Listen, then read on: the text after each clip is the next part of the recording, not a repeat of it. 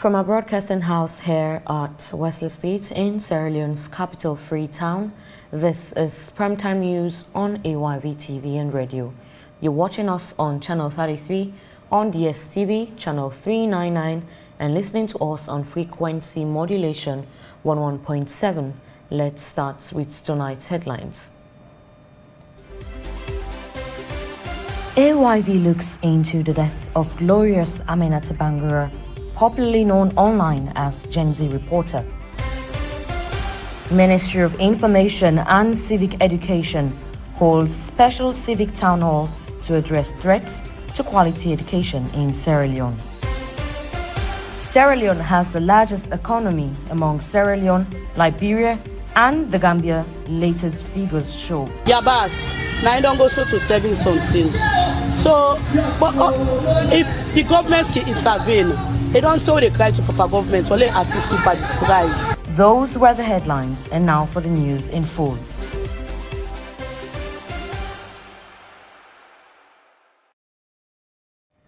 Well, hello there and welcome from wherever you're joining me tonight. I am Marina Terry.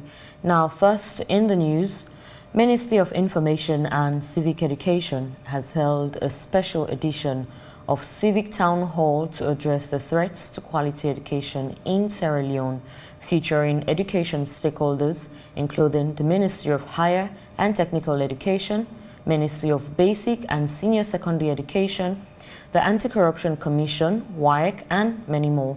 Let's have the highlight. Now, quality education. So I'm glad you all get this gathering for look at a conversation about that. Within the Ministry of Technical and Higher Education, we oversight, we supervise the role, but we get institutions then. Because my practice again, but layers then. At institutional level, the universities then, the other higher education institutions then, they get their own policy there, where they don't develop, where they implement, where they investigate cases of malpractice, and they get the punitive measures then for those found wanting. The ministry perspective, we will therefore take into account all of the things that happen at institutional level, and then work with the regulatory agency. They will get MCTVE for TVET, we get TEC for higher education, and their mandates now for ensure say quality deal within the higher education space, and develop a framework where we will support the system, but based on the experiences they already get. But like I say, there are different levels to my practice. From me own perspective, you get institution them back, we go just grab today without going through accreditation process, not accredited amount program, they begin take students and then they compromise quality. Because we put the structure in place for where you want to set up your learning institution, you go to the relevant authority, get the accreditation for the institution, then they look into the environment inside they train the students, and they look into the capacity of the trainers. And we put that in place for a reason, for we will not compromise on quality. We get a white bill. The last white bill we get will be 1984. So we get a new white bill now where we criminalize some of the things that really happen in our system. The second thing also we want to do, we want to also get a civic education campaign. That is taking into consideration that this examination malpractice is not one person. There is a demand, there is a supply. The third thing is I really want to make sure say this now a whole country approach. So we will really need to sign a communicate with all the relevant partners. So we all agree, say, we will put an end to this. The other thing is that they use quite a lot of digital technology. So when I tell you, say, for example, we get duplicates in the system, we can go over 300,000 data, and we can tell you almost duplicates in this. So we introduce digital platforms, and a new one will come on board this year, because every year will improve. The other thing I want to say is that for all the schools where we know say they'll be involved in examination malpractice, we will take punitive sanctions where we get the evidence say waiting and do wrong. And I also, as you know, that for PECA, we even introduce the military for us make sure say we protect the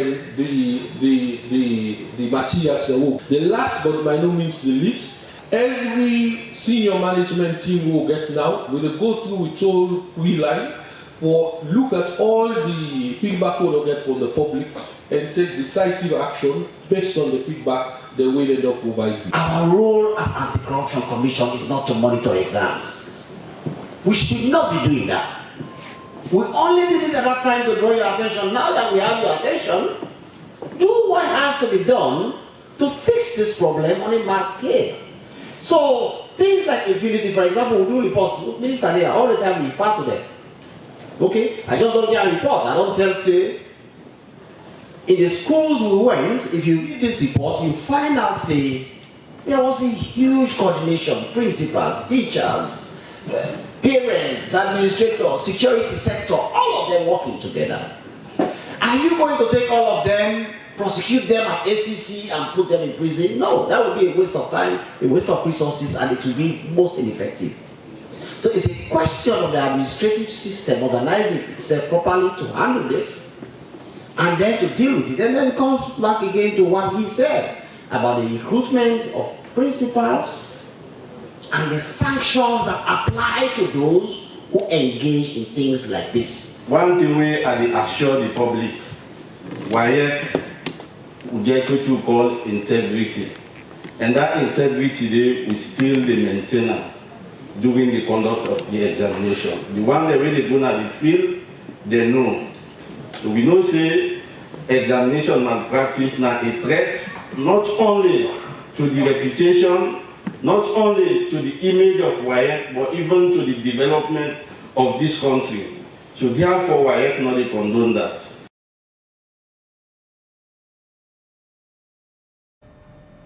Now, the SLPP's National Publicity Secretary, Moses Mambo, says he was joking when he suggested Sierra Leone's next general election could be held in 2028 or 2030. He was speaking to AYV's Victor Jones on Wake Up Sierra Leone following comments by the party's chairman, Sir Jimmy Batilu Songa, that members should await political direction from President Julius Maada Bio on the party's next flag bearer.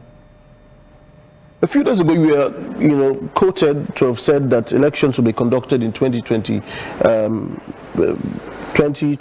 or 2030. Well, what's your source?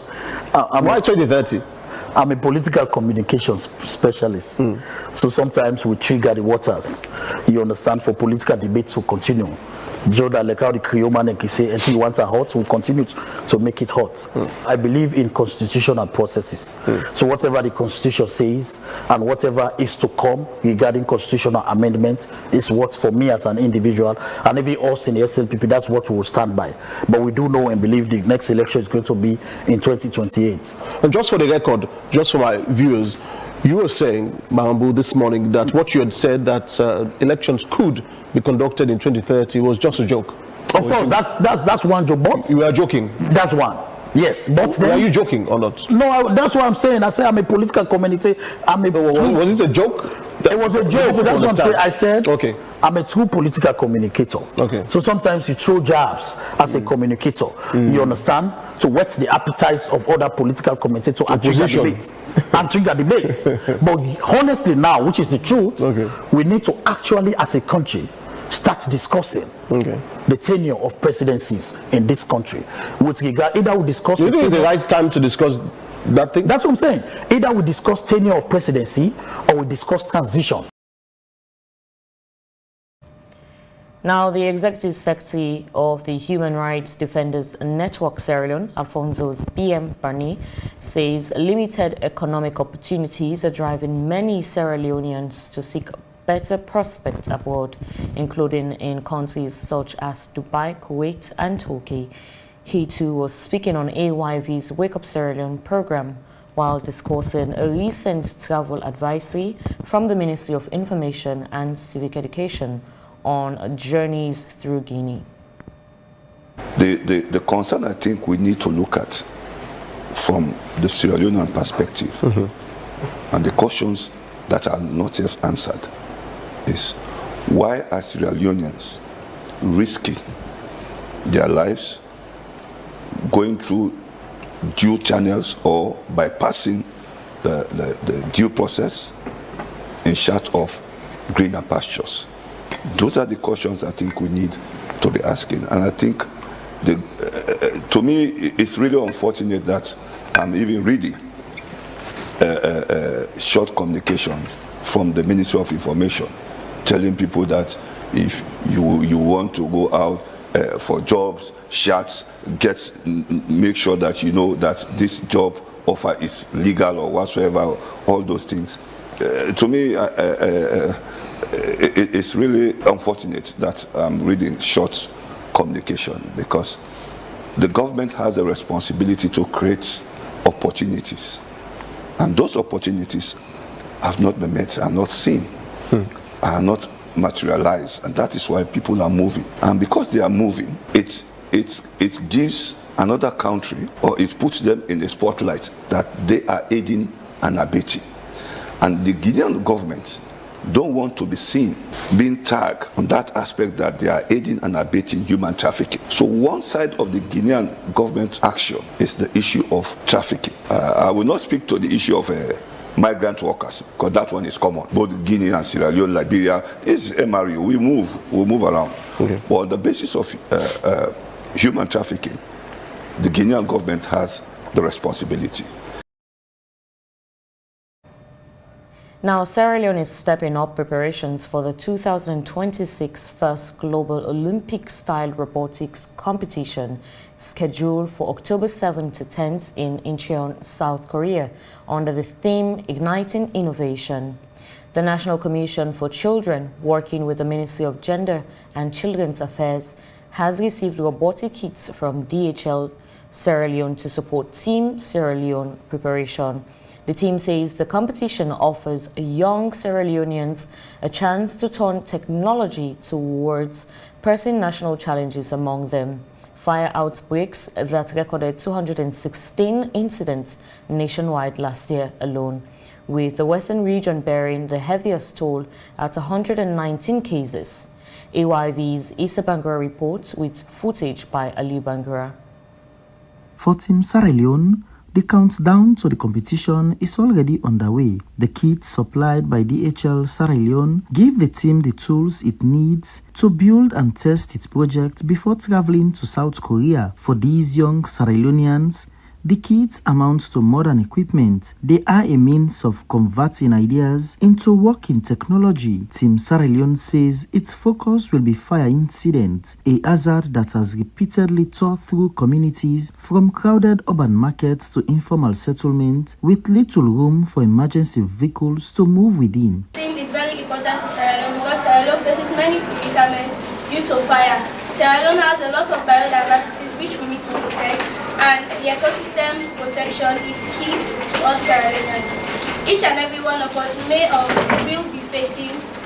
will be victims of fire disasters. But with this and the team that encourages us and raises awareness, we will be able to build a device that can detect fire, assist firefighters, and prevent the ecosystem from being destroyed by wildfires. With this kit of parts, we'll be able to make and design a robot or a tool where it can detect early fires. We all know that Sierra Leone ecosystem attracts tourists around the world. So if we can design a tool or device which can detect early fires, we will be able to protect our ecosystem. And we are very excited and grateful for receiving this standardized kit of parts, and we look forward to learn from our mistakes and improve with our team members. The kits arrive also drew together staff and officials from the National Commission for Children and the Ministry of Gender and Children's Affairs, underlining institutional backing for the team's campaign. Today marks another history in the lives of our young children of Sierra Leone and the government of Sierra Leone. His Excellency the President, Brigadier Retired Dr. Jesus Madabio, believes in human capital development. And human capital development talks about innovation and technology. And so we as a ministry, we feel always humble to be part of this journey, and we have always supported in policy-wise. We supported the commission on behalf of government. that yes, your colleagues have been doing it, and we believe that you will do it, you continue to fly the green, white, and blue. So the practice begins today. In fact, we have started practicing even before we have got these kits, because for us it's the same. It's a continuous process for us. Like I said, we have taken it as a project in this commission because the president is looking up to us for these children to be able. The president has this view manifesto of educating these children. It's one of the strongest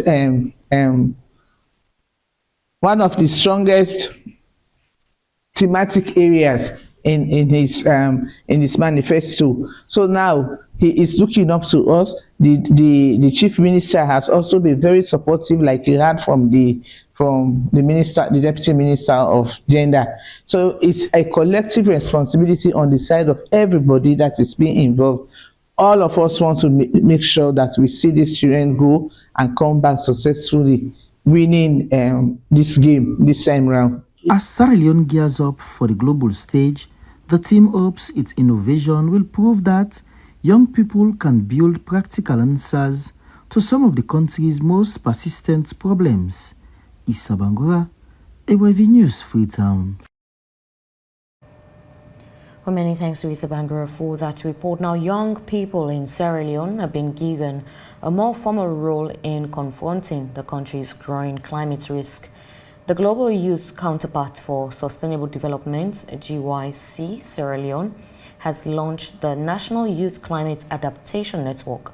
YOCAN intended to give young people a stronger voice in climate policy and community resilience. AYV's Yojalo reports, filmed by Emmanuel Sise. For Sierra Leone, climate change is already a lived reality in flooding, landslide, coastal erosion, and the disruption of livelihoods. The World Bank says the country has recorded more than 300 disaster events over the past 25 years, with flooding alone causing average annual losses of about $7.7 million. And the latest NDG Adaptation Index ranks Sierra Leone 179th globally, reflecting high vulnerability and low readiness to cope with climate change.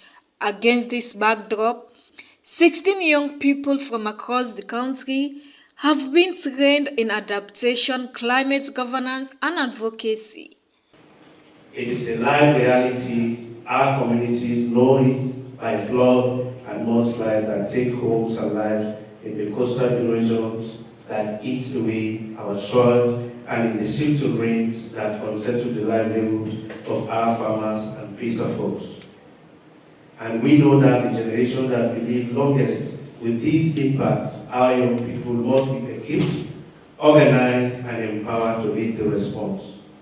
That conviction is what brought us to the Youth Adaptation and SG Leadership Conference in March this year, where young people across the 16 districts of Sierra Leone institutions together adapt the Freetown Declaration on Youth Climate Adaptation and announced the creation of this network.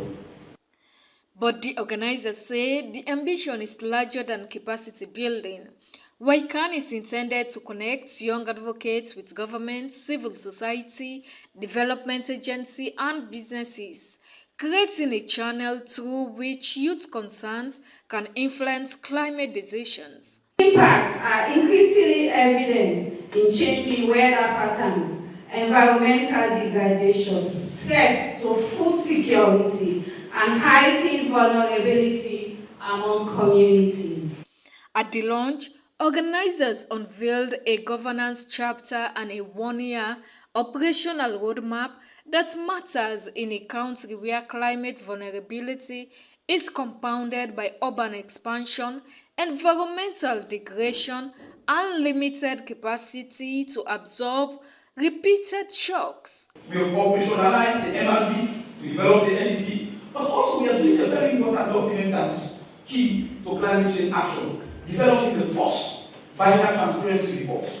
Community experience and advocacy could become part of the country's defense against a changing environment. because I knew coming here is going to be a life-changing for me to learn more about climate change. Waikan now hopes to build a nationwide movement of young climate advocates with leadership, adaptation, and resilience at its core. Yero Jalo, AWV News Freetown.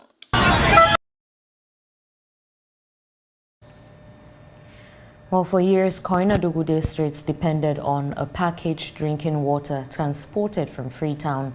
In order to address this challenge, the Sila brothers established Seal Pure Water in Kabala to produce and supply drinking water locally, reducing transport costs and meeting growing demands. Let's have the story.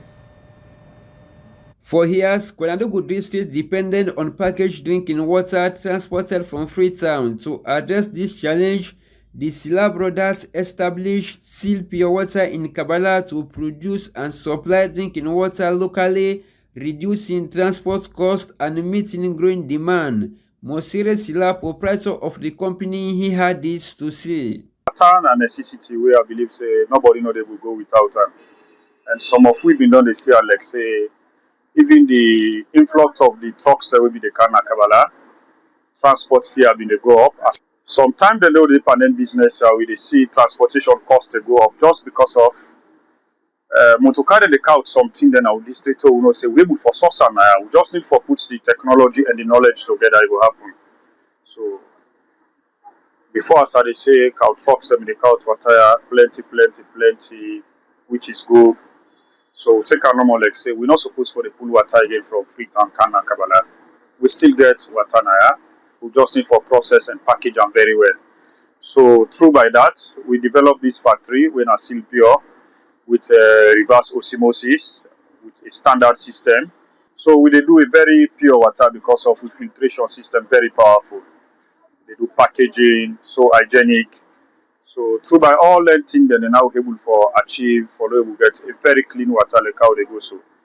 Disputes the challenges facing the business, Sila say he remains committed to maintaining production and providing continuous services to communities. The company currently providing employment opportunities for more than 40 workers, contributing to local livelihood and economic activity in the districts. We get up to very close to 42 people who we employ out of this job what they do. So out of that, we don't able for help young people then again. So we don't challenge one for ask proper government and public. Let them try for fast track the light system now. If I able for make sure say we create 42 people able get work.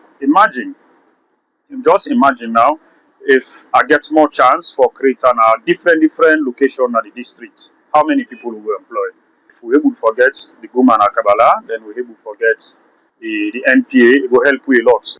As demand for safe and accessible drinking water continue to grow, local investments in water production are increasingly playing a role in meeting the needs of community. For Seal Pure Water, the goal is not only to produce a product, but also to create employment and contribute to the economic development of Koinadugu district. Ibrahim Sudais Kuruma, AYV News, Kabala, Northern Province of Sierra Leone. You're watching and listening to Primetime News on AYV television and radio. Please stay for more stories after the break.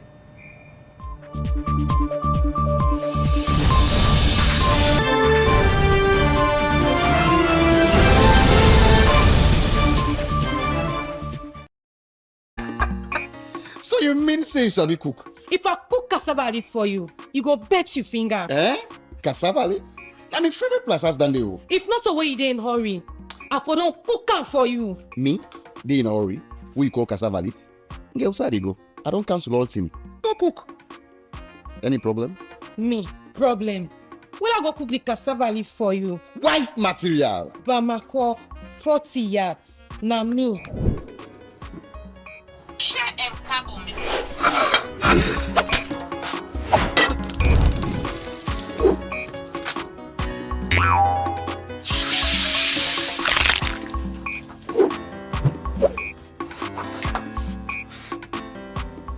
Hello, Aminata. Teach me how to cook cassava leaf now. Hello? Oh God. You get out of me airtime back done. Hey me. I don't cook me bongo. Run out of airtime or data? No worries at all. You can now buy airtime or data for yourself or others using AfriMoney. Dial *161*3# now. Jesus. Wife material. Bamako. 40 watts. Nami. AfriMoney. Quick and easy.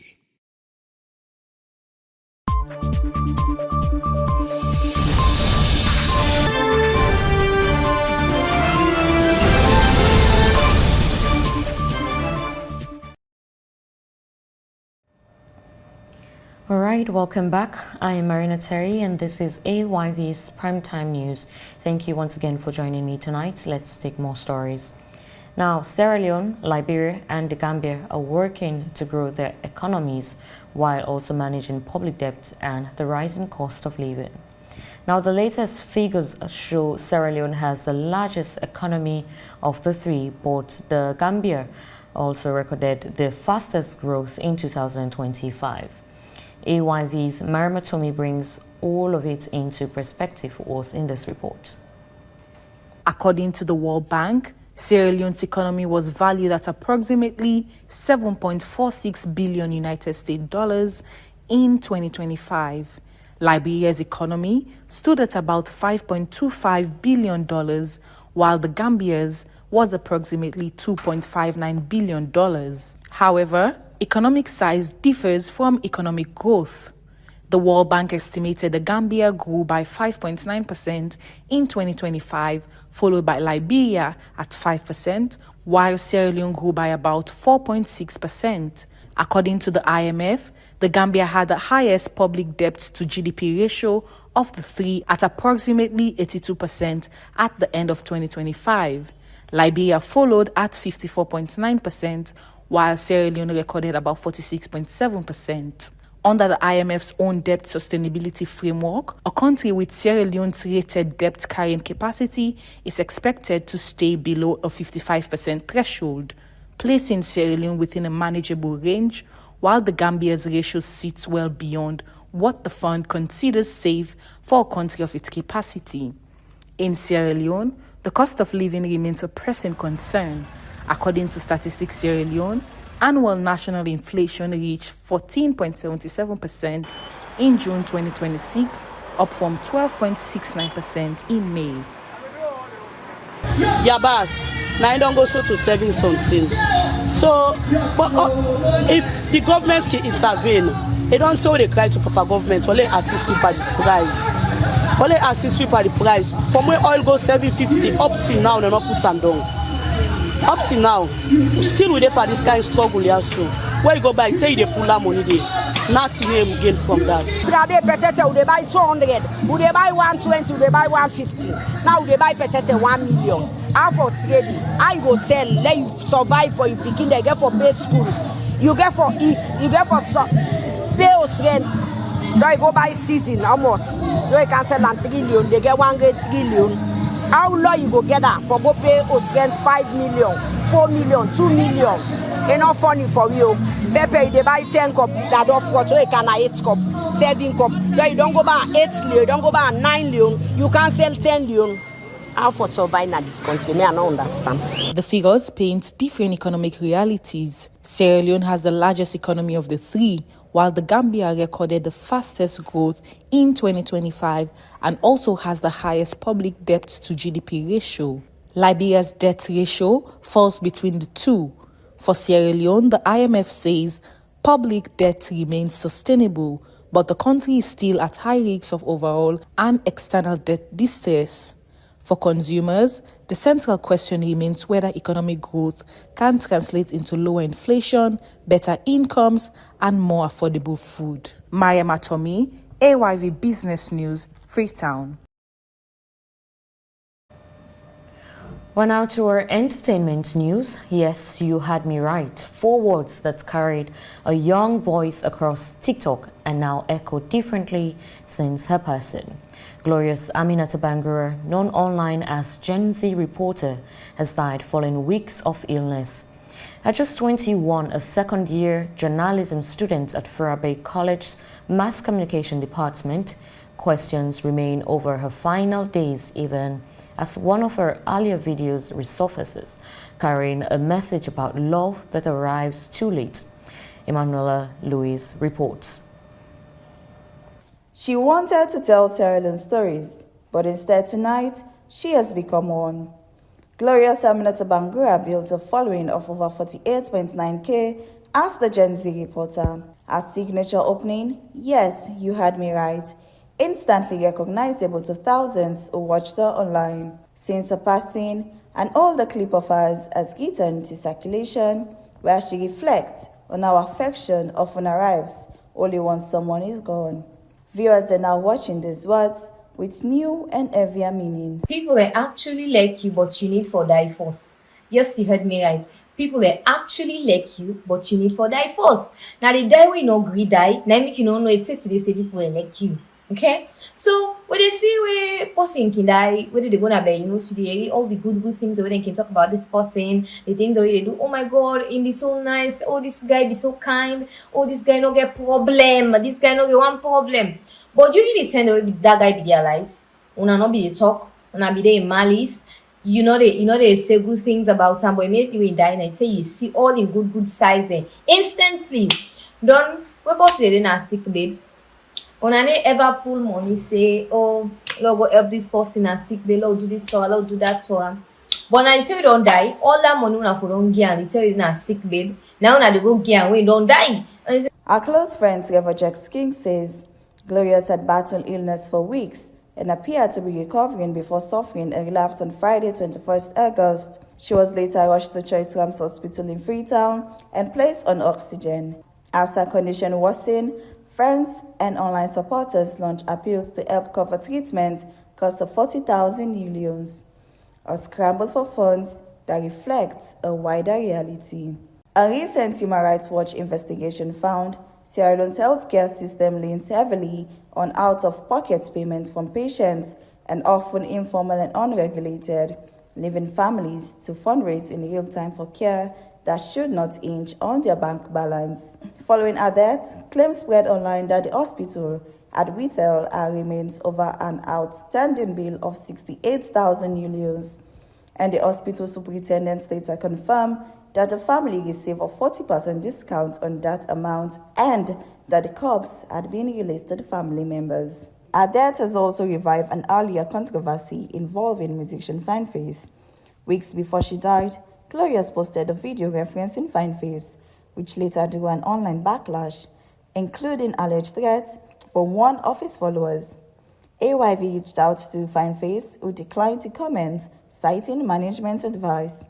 No verified evidence has connected the incident to her illness or death. The TikTok user known as Grace100, who is alleged to have posted spiritual and physical death threats against Glorious before her death, has denied making the comment. She claims she lives in Liberia and says a photograph was used by someone else. But just overnight, the comments have been deleted and the account deserted. Glorious was still a student when she died, still becoming who she was meant to be. Perhaps that is the quiet cruelty of mortality. It rarely waits for anyone to finish. But if death has a way of revealing what a life was worth, hers is been measured in shared videos, borrowed words, and a newsroom she never got to formally join. She may be gone, but for those who followed her, forwards remain. Yes, you heard me right. Emanuela Louise, AYV News, Freetown. Many thanks to Emanuela Lewis for that report, and may her soul rest in perfect peace.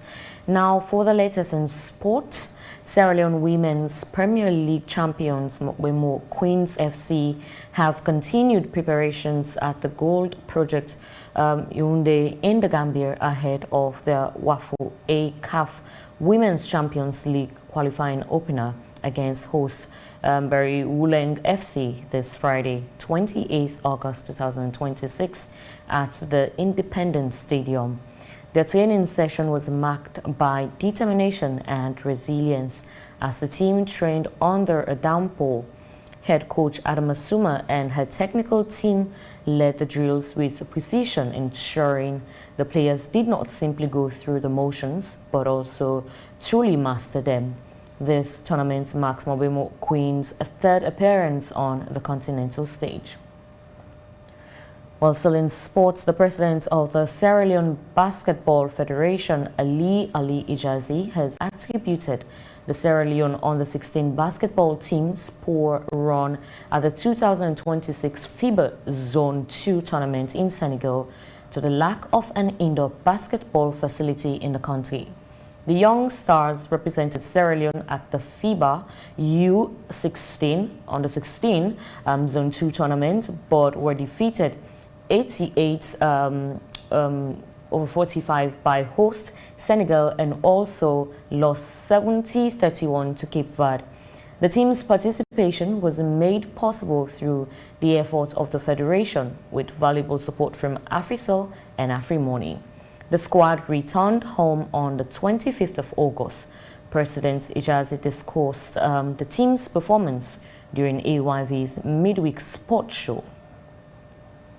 We're not able to prepare properly because now season as alone, we're not get indoor facility. And the competition I go on an indoor. Yeah, even about what they complain, oh, the way with the breed is different with because you know say heat they all thing. So we need to forget at the end of the day we need to forget those facilities available in Salon. More the indoor facility are they behind now for over 2 years. And we still they go and come with I mean the last time when we on the handover, you've been there, we go to basketball. They don't do much. Yes, they renovate the court, but the court is the same. The seated was not added. The lights were reduced. I know say this not to directly government or whoever do the planning before, but I think we're going to put pressure for the we able even a stadium or different side for the we able do an indoor facility because one thing some people miss is that indoor facility now they work only for basketball. Indoor facility is for volleyball, handball, table tennis, and they get about karate, boxing. You have so many sports that Hebel can benefit from this indoor facility. We go make we and the other sport able host competition and salon. Able do a lot of things. Able improve with sports during the rain season. We able count picking at the indoor facility. We school don't lock. Then parents sometimes they will get tired with their picking in the house. Picking they get a lot of energy. We able do basketball camp in this indoor facility in the summer. Then you know there's a lot to it. So now something we will really I think say from now to next I'll get for really press for low find a solution for an indoor facility in Sierra Leone. Well, that's all for Primetime News tonight. For more stories, visit our website at www.ayvnews.com. If you have any comments on the news, please send us an email to info@ayvnews.com. I am Marina Terry. Many thanks for watching and listening. Stay safe and do have a good night.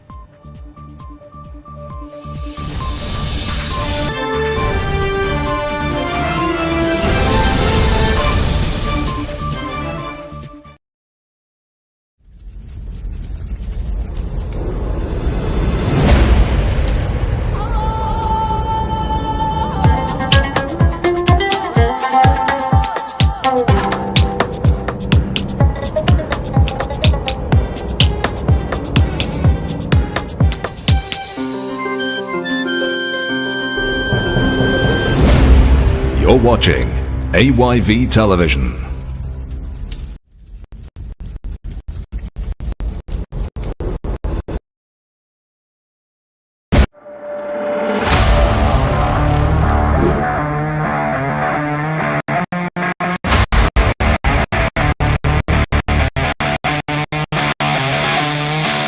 Our very own Mariam Loba Kone, Miss Sierra Leone 2026 is taking on the world, and this time your vote could make all the difference. Absolutely. Mariam has officially entered the Miss World People's Choice Award, and Sierra Leoneans at home and abroad are being called upon to rally behind our darling queen. And of course, voting is very simple. You can get one FREE free vote online plus another free vote through the One Zone app, and voting is so easy and fast. First, download the Even Sister app or visit the official voting platforms. Once you are in, register or sign up and then select Africa continent Now comes the most important part. Look for Mariam Lobakone, Sierra Leone selector, and cast your votes now. It's very simple, don't waste time. And remember, this is more than just a vote. The Continental People's Choice winners went on direct entry into the top finalists. So, Salon people, please don't sleep on this one. Round 1 of the voting closes on the 4th of September 2026, and every vote counts because the points Mariam earns will be carried into round 2. The crown is on our head, but the power is in your hand.